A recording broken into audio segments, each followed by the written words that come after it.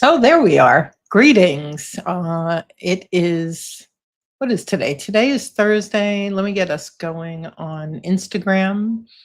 And what day are we at? Today is day 17 of our 21 days live. And I'm talking about discouragement during divorce. I recently landed a couple of new clients who were in those very, very early stages, and it just provoked me to jump on and talk about how overwhelming. So for those of you who are on the fence, um, or who have just been told, or who have just decided, this is a time that's going to be just drenched in a lot of hard emotions. And I just want to take a few minutes to talk about what is going on. And so let's take those of you who've been told, your spouse has recently told you that they want a divorce, and maybe you've even been talking about this and going to marriage counseling, and you might feel like I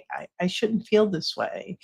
And the truth is, it's just enormous. It's enormous. It feels very much like an emotional 18 wheeler just sideswiped you. And there's a lot of shock. There's all of the stages of grief, and they may be piled one on top of each other: denial, depression, anger, bargaining, bouncing back and forth between all of those. And so it's heavy emotions. Uh, it feels really hard too. And when you understand that you're not, and you may not just have that, you may also have regret, you may have shame. There's just so much that's drenched in those early stages. And so if that's you, and for everyone that I speak to today, it's so important, number one, that you know that it's very normal what you're feeling. If anybody tells you, you should have a stiff upper lip, or you should be able, he sucks anyway, she stinks anyway, get over it. That's not helpful. What you really need is to honor those emotions, because part of the divorce process is really sitting with and feeling really difficult emotions, being able to talk about them, process them, and let them go. And so, one of the things from the very beginning, if you can begin to do that, that will serve you very well. So, that's for those who have been told, right? And the other thing I want to say is take your time. I mean, you are going to need some time to process. So if your spouse told you they want a divorce, and now they want to tell the kids, they want to go to mediation, they want to start talking about the details of the divorce, you have every right to set a boundary. And I've got a whole exciting uh, offering on boundaries coming up. We've got a boundary boot camp. So I'll be talking about that more. But at this stage, honor yourself. And if anyone's trying to push you faster than you can go, that's a great opportunity to set a boundary and say, I need some time, not right now. On the other hand, if you're the one who decided, or if you're on the fence, let's say you decided, but you haven't told, or you decided and you told, that too is drenched in really hard emotions, right? So you're going to be feeling fear at the top of it. Absolutely. You're going to be afraid of what comes next, or how are they going to react when I tell them, or what is this going to do to the kids, and what's around the corner. And so you could feel fear. You again could be feeling guilt or shame or regret, or uncertainty would be a really big one. And so all of this is discouragement. It's like there's so many heavy emotions. And so when we don't feel good, we start feeling self doubt, which you may be stepping into the divorce with anyway. And today's message is, it is hard. Stepping into divorce is hard. The whirlwind, the tornado of emotions that you're feeling are normal, and they make sense, and they're really difficult, and it is okay. You are okay. It is really helpful to have healthy support, people that you can just talk to, who aren't going to try and make you feel better. That's not helpful. Who aren't going to, tell you to go out and start dating, that he or she wasn't worth it. That's not helpful. You really need somebody who's just going to hold space, hold a safe space so that you can talk and process and figure out, what am I feeling and when am I going to be ready to do the next thing? And not being ready right away makes sense. And that understanding of the grieving process, because whether your divorce lasts 2 months or 10 years, divorce and grief go hand in hand, and it's like ocean waves. In the beginning they could feel very big and crazy and crashing, and you're tumbling and you're overwhelmed, and that makes perfect sense. And it's easy to feel like it's always going to be like this, because in the beginning every day feels that way, but the waves get smaller and they're further apart, and you don't tumble to the sand and eat sand every time, and so it slows down. And then there are times during the negotiation where it picks up again.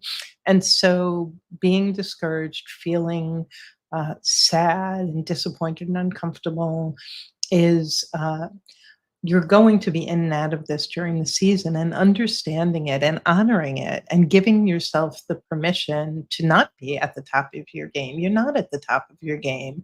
You may start forgetting things. You may have a hard time just creating uh, arguments, discussions, talking points. Your head is going to be murky. There's a lot going on. There's a whole program downloading in the back of your head over that's evaluating all of those years you've been married, all of those gripes and complaints that you've had, everything that your spouse has said. So you need time, you need space, and you need safe people to process with. And then it's really helpful to understand the energy of emotions. And so you're in a season where you're going to feel, my description is like having a damp, moldy blanket over me. It feels yucky.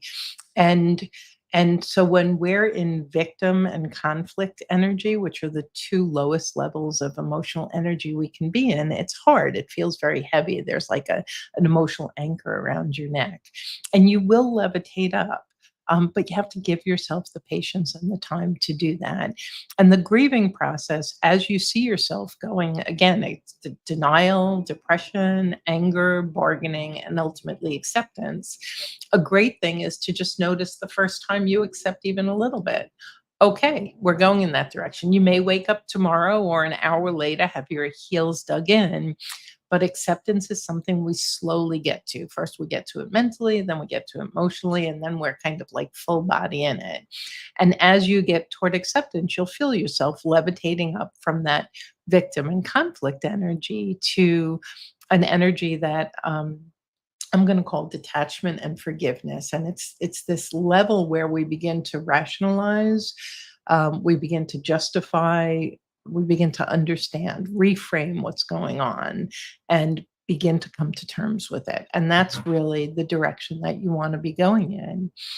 And there's two things that I just want to touch on here that you can do. One is it's really helpful to regulate your emotions, not squelch them, not ignore them, not numb them, not push them down, but regulate them. And so you may have certain things that are your tell. For me, my neck gets really tight, my shoulders get tight. If I'm really upset, I could actually have a queasiness in my stomach. And those are my tells that I need to emotionally regulate. And so that's one of the simplest ways of emotionally regulating that so many people talk about is box breathing. And depending on your lung capacity, you breathe in, you hold, you breathe out, and you hold for the same number of seconds. So you might be able to do 4 seconds, you might be able to do 8 seconds. When you do 3 rounds of box breath, a couple of things happen. One, you're getting oxygen into your lungs and your system, which is helping you. Another is you're not paying as much attention to the thought that triggered the upset because you're paying attention to your breathing. And when you do it 3 times, it helps to recalibrate, to kind of recenter you. And so that's one to try. And another one, um, I teach a lot of little tools that for emotional regulating. And so one is to literally just take your tongue and stick it in your cheek and count to 10 very slowly. And then check and see if your tell has changed. And you could do that 2 or 3 times. Very simple, very effective.